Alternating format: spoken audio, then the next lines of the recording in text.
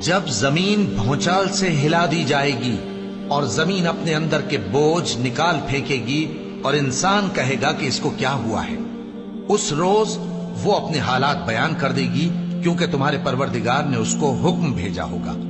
اس دن لوگ طرح طرح کے ہو کر آئیں گے تاکہ ان کو ان کے اعمال دکھا دیے جائیں، تو جس نے ذرہ بھر نیکی کی ہوگی وہ اس کو دیکھ لے گا، اور جس نے ذرہ بھر برائی کی ہوگی وہ اسے دیکھ لے گا۔ اور اپنی قوم کی بیوہ عورتوں کے نکاح کر دیا کرو، اور اپنے غلاموں اور لونڈیوں کے بھی جو نیک ہوں نکاح کر دیا کرو۔ اگر وہ مفلس ہوں گے تو اللہ ان کو اپنے فضل سے غنی کر دے گا، اور اللہ بہت وسعت والا ہے، سب کچھ جاننے والا ہے۔ اور جن کو بیاہ کا مقدور نہ ہو وہ پاک دامنی کو اختیار کیے رہیں یہاں تک کہ اللہ ان کو اپنے فضل سے غنی کر دے۔ تمہارا پروردگار تو اللہ ہی ہے جس نے آسمان اور زمین 6 دن میں بنائے، پھر عرش پر جلوہ افروز ہوا۔ وہی ہر ایک کام کا انتظام کرتا ہے، کوئی اس کے پاس اس کی اجازت حاصل کیے بغیر کسی کی سفارش نہیں کر سکتا۔ یہی اللہ تمہارا پروردگار ہے، تو اسی کی عبادت کرو، بھلا تم غور کیوں نہیں کرتے؟ اللہ آسمانوں اور زمین کا نور ہے۔ اس کے نور کی مثال ایسی ہے کہ گویا ایک طاق ہے جس میں ایک چراغ ہے، اور چراغ ایک قندیل میں ہے، اور قندیل ایسی صاف شفاف ہے کہ گویا موتی کا سا چمکتا ہوا تارا ہے۔ اس میں ایک مبارک درخت کا تیل جلایا جاتا ہے، یعنی زیتون کا، کہ نہ مشرق کی طرف ہے نہ مغرب کی طرف۔ ایسا معلوم ہوتا ہے کہ اس کا تیل خواہ آگ اسے نہ بھی چھوئے جلنے کو تیار ہے۔ بڑی روشنی پر روشنی ہو رہی ہے۔ اللہ اپنے نور سے جس کو چاہتا ہے سیدھی راہ دکھاتا ہے، اور اللہ جو مثالیں بیان فرماتا ہے تو لوگوں کے سمجھانے کے لیے، اور اللہ ہر چیز سے واقف ہے۔ مومنوں، اپنے گھروں کے سوا دوسرے لوگوں کے گھروں میں گھر والوں سے اجازت لیے اور ان کو سلام کیے بغیر داخل نہ ہوا کرو، یہ تمہارے حق میں بہتر ہے۔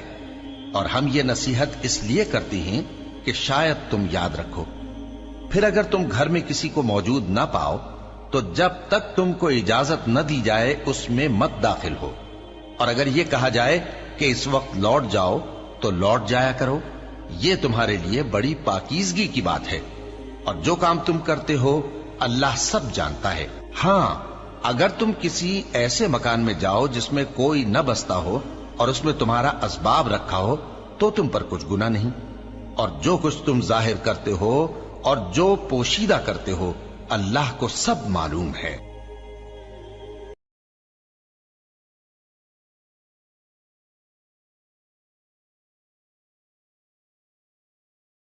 اور رشتہ داروں اور محتاجوں اور مسافروں کو ان کا حق ادا کرو، اور فضول خرچی سے مال نہ اڑاؤ، کہ فضول خرچی کرنے والے تو شیطان کے بھائی ہیں، اور شیطان اپنے پروردگار کی نعمتوں کا کفران کرنے والا یعنی ناشکرا ہے۔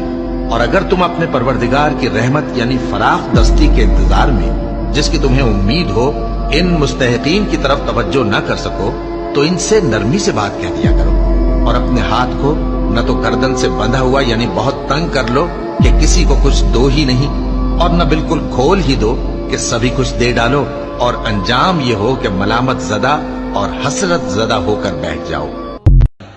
کہہ دو کہ موت کا فرشتہ جو تم پر مقرر کیا گیا ہے تمہاری روحیں قبض کر لیتا ہے، پھر تم اپنے پروردگار کی طرف لوٹائے جاؤ گے، اور تم تعجب کرو جب دیکھو کہ گناہگار اپنے پروردگار کے سامنے سر جھکائے ہوں گے اور کہیں گے کہ اے ہمارے پروردگار، ہم نے دیکھ لیا اور سن لیا، تو ہم کو دنیا میں واپس بھیج دے کہ نیک عمل کریں، بے شک ہم یقین کرنے والے ہیں۔